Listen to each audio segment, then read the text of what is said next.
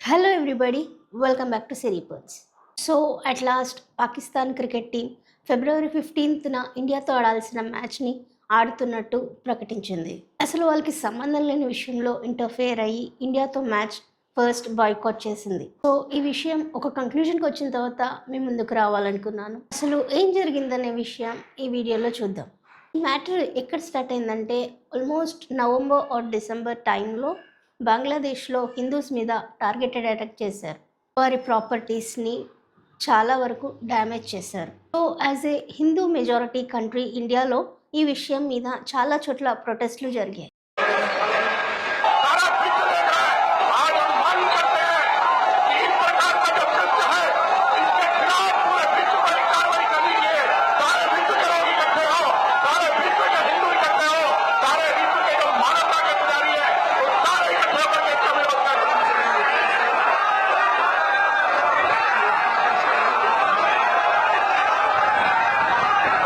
ఇదంతా జరుగుతున్న టైంలోనే ఐపీఎల్ ఆప్షన్ జరిగింది. అందులో కేకేఆర్ టీం బంగ్లాదేశ్ ప్లేయర్ని కొనుక్కుంది. థింక్ తన పేరు ముస్తఫిజుర్ రెహమాన్ గారు.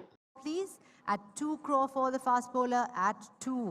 కేకేఆర్ డిసిషన్ని చాలా చోట్ల ఇండియన్స్ అఫెండ్ చేశారు. బంగ్లాదేశ్ ప్లేయర్ని ఐపీఎల్లో ఆడించవద్దని, లేదంటే ఐపీఎల్ని బాయ్కాట్ చేస్తామని చాలా చోట్ల ప్రొటెస్ట్లు చేశారు.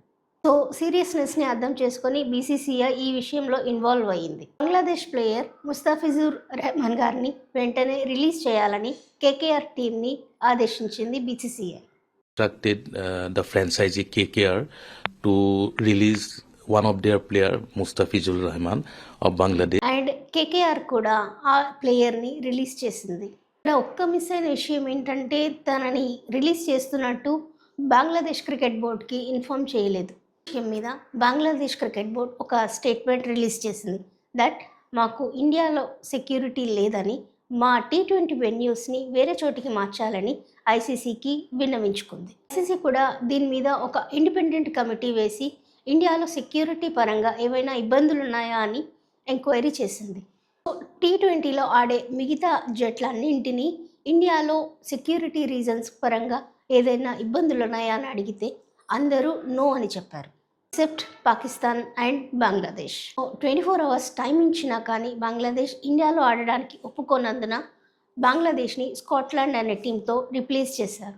అప్పుడు ఎంట్రీ ఇచ్చింది పాకిస్తాన్.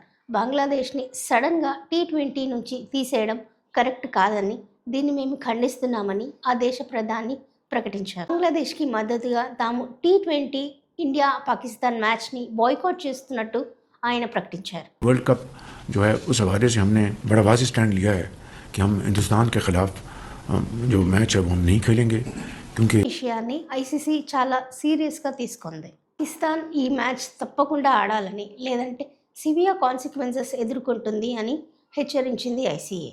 ఈ మ్యాచ్ ఆడకపోవడం వల్ల జరిగే నష్టాన్ని పాకిస్తానే తీర్చాల్సి ఉంటుందని వార్నింగ్ ఇచ్చింది. పాకిస్తాన్, బంగ్లాదేశ్, ఐసీసీ కలిసి ఒక త్రైపాక్షిక చర్చలు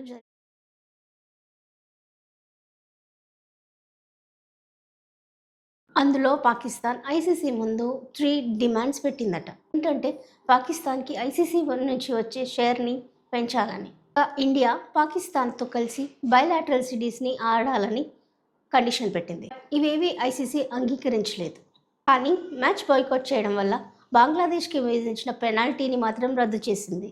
సో ఈ డ్రామా వల్ల పాకిస్తాన్కి వచ్చిందేమీ లేదు.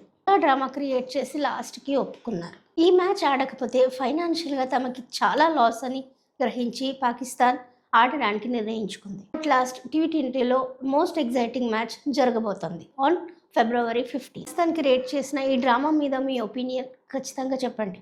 ఇలాంటి మరెన్నో వీడియోస్ కోసం please check out my channel Seripals. Bye.